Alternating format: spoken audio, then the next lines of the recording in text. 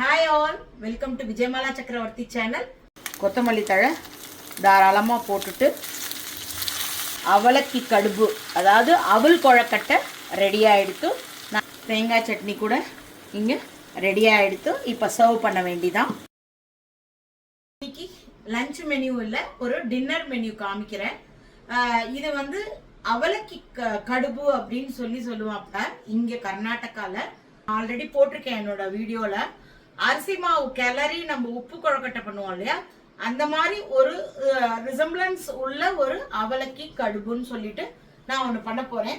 அதுக்கு தேவையான பொருட்கள்னு பார்த்தாக்கா கெட்டி அவல் எடுத்துட்டு இருக்கேன், ரவை எடுத்துட்டு இருக்கேன், நம்ம நார்மல் சூஜி ரவை தான், தயிர் எடுத்துட்டு இருக்கேன். இதெல்லாம் என்ன ரேஷியோல எப்படி மிக்ஸ் பண்ணணும் அப்படின்றத ஃபர்ஸ்ட் மிக்ஸ் பண்ணிட்டுலாம் அந்த ப்ரிப்பரேஷன் ஒர்க் பண்ணிட்டு அப்புறமா அதை வேட்ல வச்சு எடுத்து தாளிக்கிறது தான்.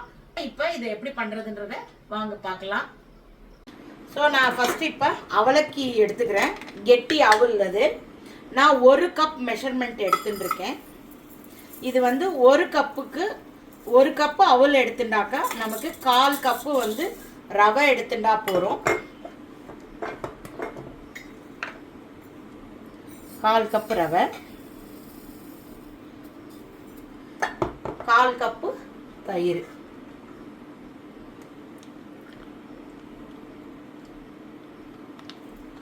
கால் கப்பு தயிர். இதை வந்து நினச்சி இதை நல்லா மிக்ஸ் பண்ணி எடுத்து வச்சுட்டு இந்த அவலை வந்து நம்ம ஜலங்குத்தி ஒரு 2 நிமிஷம் இது ஊறட்டும். ஊறினதுக்கு அப்புறமா இதை அலம்பிட்டு இதுவும் அந்த சமயத்தில் ஒரு 5 நிமிஷம் ஊறி எடுத்தோன்னா ரெண்டுத்தையும் மிக்ஸ் பண்ணி உப்பு போட்டு பிசைஞ்சு எடுத்துக்கலாம். ரவையும் ஊற வச்சுட்டு இருக்கிற நேரத்தில் நம்ம இப்போ தேங்காயும் பச்சை மிளகா பொட்டுக்கல்ல ஒரு 1/4 கப்பு, ஒரு 3/4 டீஸ்பூன் உப்பு இதை போட்டு தண்ணி ஊற்றி நம்ம தேங்காய் சட்னிக்கு அரைச்சி எடுத்துட்டுலாம்.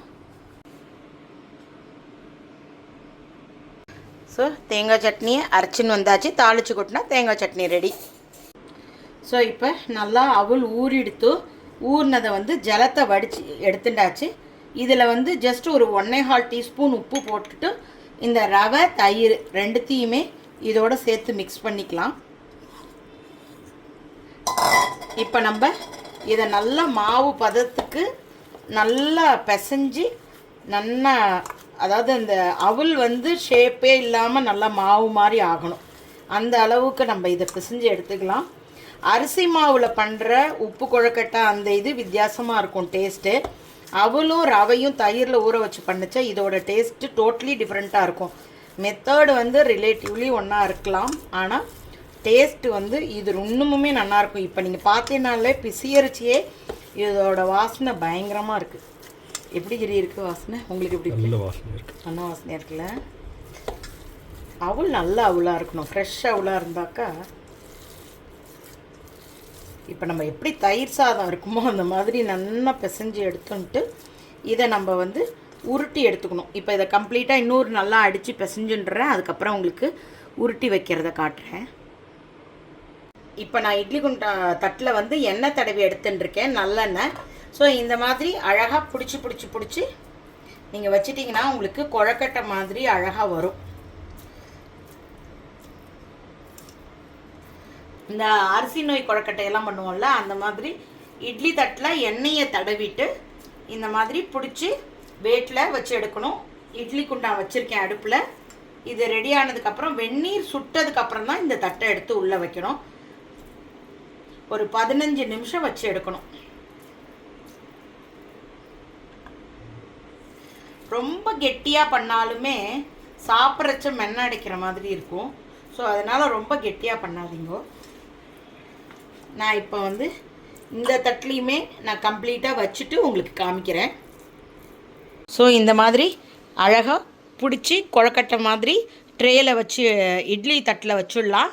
இப்போ நம்ம பார்த்தோன்னா இட்லி குண்டா வந்து வெந்நீர் வச்சுருக்கேன் அதுக்குள்ளே. இப்போ நல்லா சுட ஆரம்பிச்சுடுத்து. நம்ம தட்டை எடுத்து உள்ளே வச்சுடலாம். ஸோ நான் இப்போ இதை உள்ளே வச்சுடுறேன்.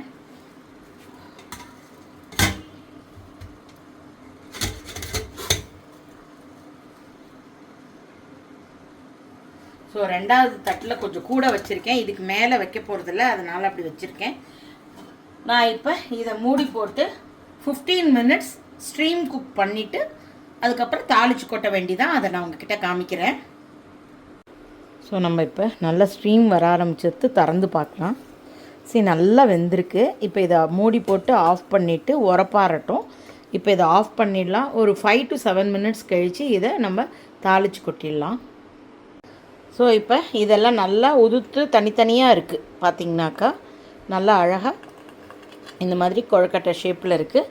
நம்ம வானலியில் தேங்காய் எண்ணெய் குத்தின்னு இருக்கேன். 1 டீஸ்பூன் கடுகு போட்டுக்கலாம், 1 டீஸ்பூன் உளுத்தம்பருப்பு, கொஞ்சமாக கடலைப்பருப்பு. இது நல்லா பொரியணும். ஸோ பருப்பெல்லாம் செவக்க ஆரம்பிச்செடுத்து நம்ம இப்போ பெருங்காயம் கொஞ்சம் போட்டுன்ட்டு கருவேப்பிலை, இது காஞ்ச மிளகாயும் போடலாம், சில்லி ஃப்ளேக்ஸ் இருந்தால் அதையுமே போட்டுக்கலாம். எது உங்களுக்கு சௌகரியமோ அதை போட்டுக்கோங்க. இதில் கொஞ்சம் காரம் தூக்கலாக இருந்தால் நல்லாயிருக்கும். இப்போ இதை அதோடு சேர்த்துட்டுலாம்.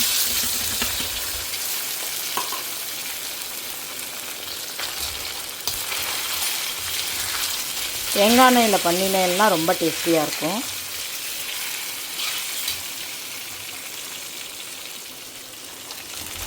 இது பார்த்திங்கனாக்கா ஏகாதசி இந்த மாதிரி நாள்லலாம் கூட நீங்கள் பண்ணி சாப்பிடலாம்.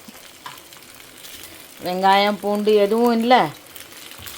ஸோ தட் உங்களுக்கு விரத நாட்களில் இதை நல்லா பண்ணி சாப்பிடலாம்.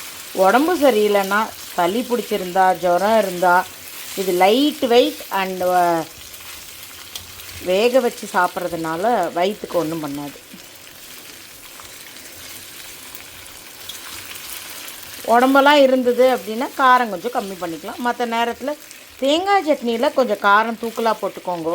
ஸோ தட் உங்களுக்கு டேஸ்ட் பேலன்ஸ் ஆகும்.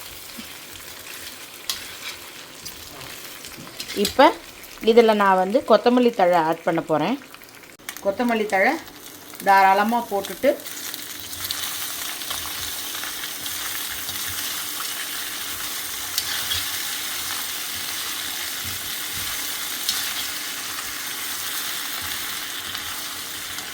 நமக்கு அவலக்கி கடுப்பு, அதாவது அவல் கொழக்கட்டை ரெடி ஆகிடுத்து. நான் இப்போ அடுப்பை ஆஃப் பண்ணிவிடுறேன். ஒரு தேங்காய் சட்னி கூட இங்கே ரெடி ஆகிடுத்து. இப்போ சர்வ் பண்ண வேண்டிதான். ஸோ எவ்வளோ எம்மியாக இருக்குல்ல பார்க்குறதுக்கு. நம்ம இப்போ சட்னியை சர்வ் பண்ணிட்டோம் அப்படின்னாக்க சாப்பிட்லாம். நம்ம